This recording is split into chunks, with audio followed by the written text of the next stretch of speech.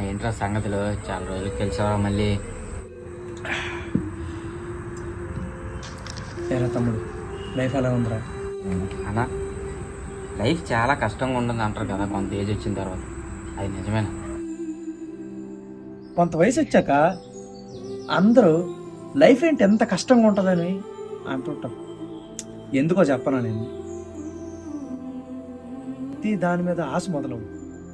First అమ్మా నాన్న మన మీద పెట్టుకున్న ఆశలు వినిపిస్తాయి, చుట్టాల మాటలు ఇబ్బంది పెడతాయి, ప్రేమించిన అమ్మాయి దూరం పెడుతుంది.